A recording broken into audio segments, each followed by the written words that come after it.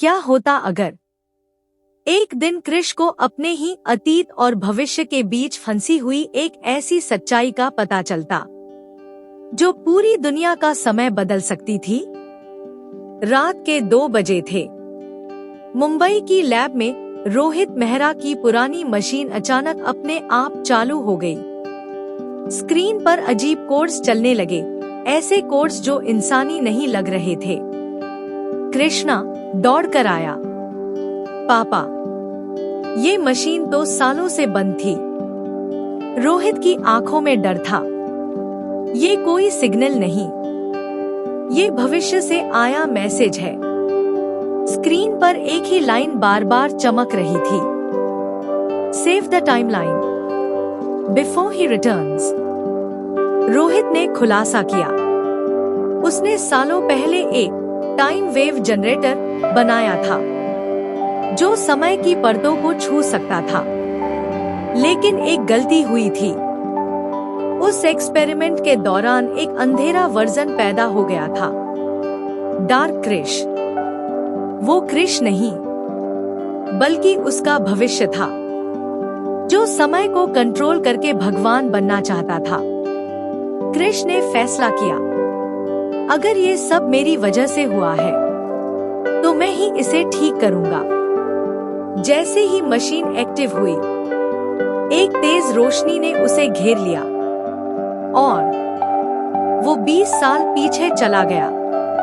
वह अपने छोटे वाले वर्जन से मिला, एक मासूम लड़का जिसे अभी अपनी शक्तियों का भी पता नहीं था। तभी अचानक आसमान में एक काला तूफान उठा और उसमें से निकला डार्क कृष। उसकी आंखें लाल, आवाज भारी, तुम चाहे जितना भाग लो, समय अब मेरा है। डार्क कृष ने अतीत बदलना शुरू किया। रोहित की मौत जल्दी कर दी। कृष के बचपन को अंधेरे में बदल दिया। कृष समझ गया, अगर मैंने इसे नहीं रोका, तो मैं खुद कभी हीरो नहीं बन पाऊंगा। कृष फिर से टाइम जंप करता है। इस बार 30 साल आगे। दुनिया तबाह हो चुकी थी। लोग डर में जी रहे थे और आसमान में एक ही नाम गूंज रहा था, dark Krish, the time god. Krish को पता चलता है, डार्क कृष कोई और नहीं, बल्कि वो खुद है, जो एक दिन अपने ही दर्द और नुकसान से टूटकर अंधेरे में चला गया। कृष वापस वर्तमान में आता है, जहां आखिरी लड़ाई होने वाली है। डार्क कृष हंसते हुए कहता है, तुम मुझे हरा नहीं सकते, क्योंकि मैं तुम ही हूँ। कृष मुस्कुराता है, गलत, मैं वो हूँ जो अभी भी उम्मीद रखता है। दोनों के बीच भयंकर लड़ाई होती है। समय रुक जाता है, घड़ियां टूट जाती है। आखिरी पल में कृष एक फैसला लेता है। वो खुद को टाइम लाइन से हटा देता है। दुनिया बच जाती है, लेकिन अब कोई कृष नहीं है। रोहित, प्रिया, सब उसे भूल चुके हैं। लेकिन आसमान में एक हल्की सी परछाई दिखाई देती है और एक आवाज आती है, हीरो कभी खत्म नहीं होते, वो बस समय के पार चले जाते हैं। अचानक एक बच्चा आसमान की तरफ देखता है। उसकी आंखों में वही चमक। क्या कृष वापस आएगा? रात के 3 बजे मुंबई शहर में अचानक सारी घड़ियां एक साथ रुक गईं।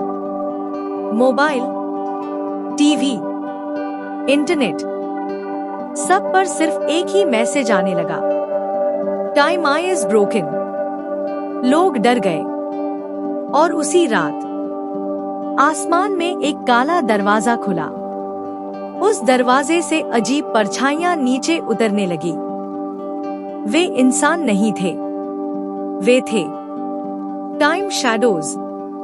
जहां भी ये परछाइयां जाती, वहां लोगों का समय छिन जाता। एक आदमी अचानक बूढ़ा हो गया। एक बच्चा पल भर में गायब। पूरा शहर चीखों से भर गया। प्रिया डरते हुए बोली, ये सब क्रिश के जाने के बाद क्यों शुरू हुआ? रोहित कंप्यूटर देखते हुए कांप गया, क्योंकि क्रिश ही टाइमलाइन को संतुलित रख रहा था। वही छोटा बच्चा जिसने आसमान में चमक देखी थी, अब उसे अजीब सपने आने लगे। हर सपने में एक आवाज कहती, मुझे ढूंढो वरना समय खत्म हो जाएगा। एक रात उस बच्चे के कमरे की दीवार पर अपने आप लिखा उभरा, क्रिश इज अलाइव। बच्चा रोहित को उस जगह ले गया जहां समय की दरार खुली थी। जैसे ही वे अंदर गए, वे एक दूसरी दुनिया में पहुंच गए। वहां सब कुछ रुका हुआ था, हवा भी नहीं चल रही थी, और बीच में एक टूटी हुई घड़ी के सामने क्रिश खड़ा था, लेकिन उसकी आंखें पूरी काली थी। क्रिश धीरे धीरे उनकी तरफ मुड़ा।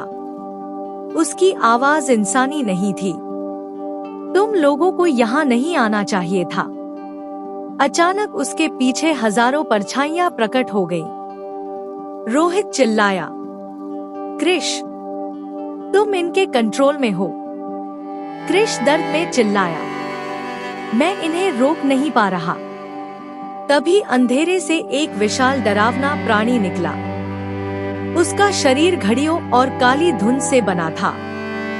उसका नाम था काल राक्षस। वो करोड़ों साल पुराना जीव था जो समय टूटने पर जागता था, और अब वो पूरी दुनिया का समय खा जाना चाहता था। काल राक्षस ने सबको भविष्य दिखाया। मुंबई खंडहर बन चुकी थी, समुद्र शहर को निगल चुका था, और आसमान में सिर्फ अंधेरा था। फिर उसने कहा, जब आखिरी घड़ी रुकेगी, इंसानियत खत्म हो जाएगी। अचानक वह बच्चा क्रिश का हाथ पकड़ता है। हीरो कभी हारते नहीं। इतना सुनते ही क्रिश की आंखों की कालिमा धीरे धीरे खत्म होने लगी। उसके अंदर की रोशनी जाग गई। पूरा टाइम वर्ल्ड चमक उठा, और फिर क्रिश इज बैक। इस बार पहले से भी ज्यादा शक्तिशाली। काल राक्षस पूरे शहर पर हमला कर देता है। आसमान लाल हो जाता है, लोग भागने लगते हैं, घड़ियां उल्टी चलने लगती हैं। क्रिश हवा में उड़ता है, और पहली बार वो समय को कंट्रोल करने लगता है।